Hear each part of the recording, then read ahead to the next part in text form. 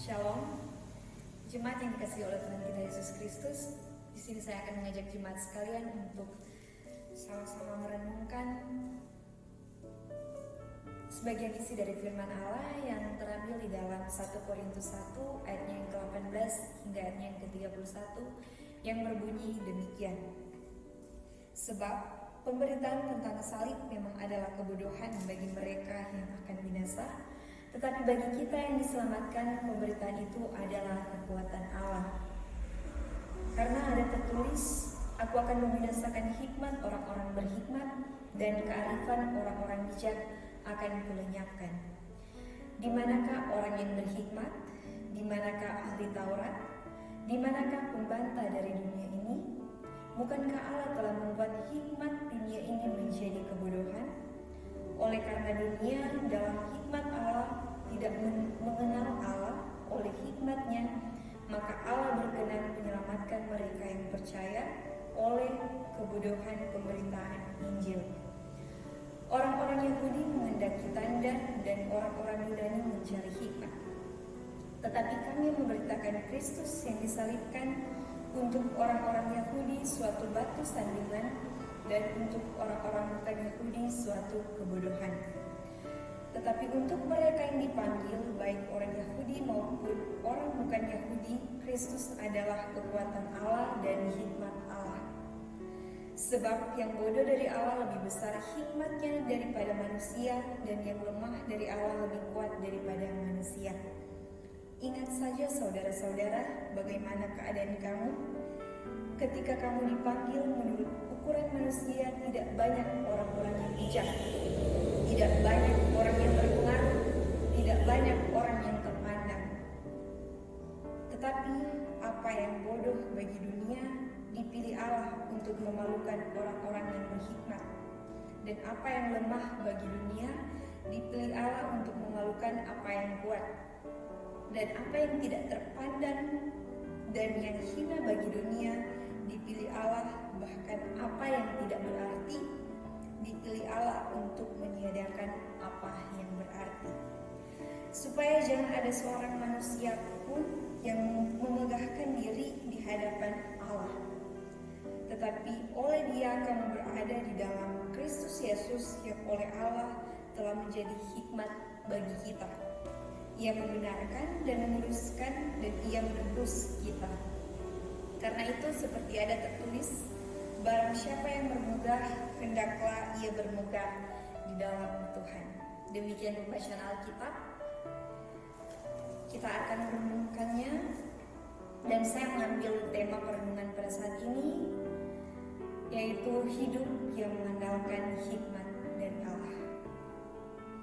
Jemaat yang dikasihi oleh Tuhan kita Yesus Kristus, Kota Korintus merupakan kota perdagangan yang sangat berkembang dan memiliki tempat yang strategis, yakni berada di sebelah selatan Tesalonika. Sehingga dengan kelebihan yang dimiliki oleh kota Korintus ini, banyak pendatang yang tertarik untuk tinggal di kota Korintus ini. Dengan demikian terdapat keberagaman dalamnya. Namun dengan keberagaman tersebut ada persoalan yang terjadi di sana. Surat 1 Korintus merupakan surat yang ditulis oleh Paulus pada saat ia berada di jemaat Efesus. Paulus menulis surat ini untuk jemaat di Korintus karena ia merasa prihatin akan keberadaan jemaat di sana dengan adanya persoalan-persoalan yang terjadi, termasuk perpecahan di antara komunitas Kristen. Sehingga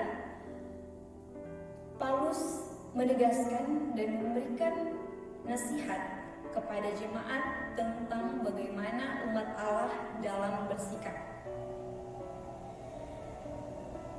Dalam pembacaan yang saya bacakan tadi, di situ penulis memberikan penegasan kepada umat Korintus agar tidak memegahkan manusia atau tidak memegahkan diri sendiri, karena manusia hanyalah sebatas ciptaan yang diberikan anugerah dari Allah, dan hanya Allah sajalah sumber hikmat satu-satunya yang memberikan hikmat kepada manusia. Hal ini berkaitan dengan ayat sebelumnya dari pembacaan Alkitab tadi, yakni bahwa komunitas Kristen di Korintus mengklasifikasikan dirinya dalam golongan-golongan tertentu, sehingga hal ini mengakibatkan terjadi perpecahan di antara komunitas Kristen tersebut.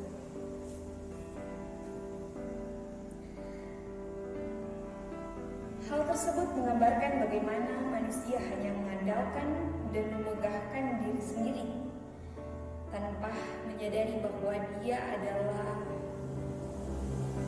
ciptaan Allah. Jemaat yang dikasihi oleh Tuhan kita Yesus Kristus, persoalan ini juga sering terjadi di dalam persekutuan kita.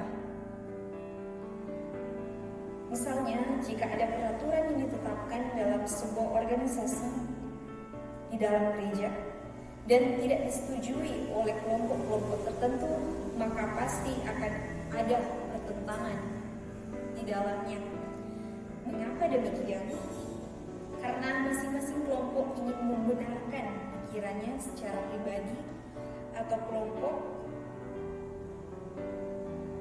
karena kepentingan-kepentingan tertentu. Hal ini bisa mengakibatkan perpecahan di dalam jemaat tersebut. Jemaat yang dikasihi oleh Tuhan kita Yesus Kristus, belajar dari jemaat di Korintus bahwa memegahkan diri merupakan suatu hal yang salah, karena akan mengakibatkan dampak buruk bagi diri kita dan bagi persekutuan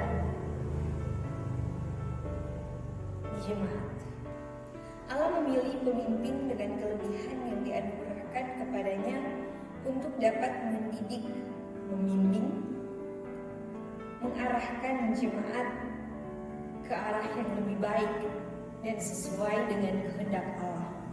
Namun, hal ini juga dituntut untuk jemaat dapat mematuhi pemimpin yang dipercayakan dengan menggunakan hikmat Allah, sehingga dengan demikian dapat tercipta keutuhan jemaat, saling menopang, saling memperlengkapi, dan tidak mementingkan diri sendiri.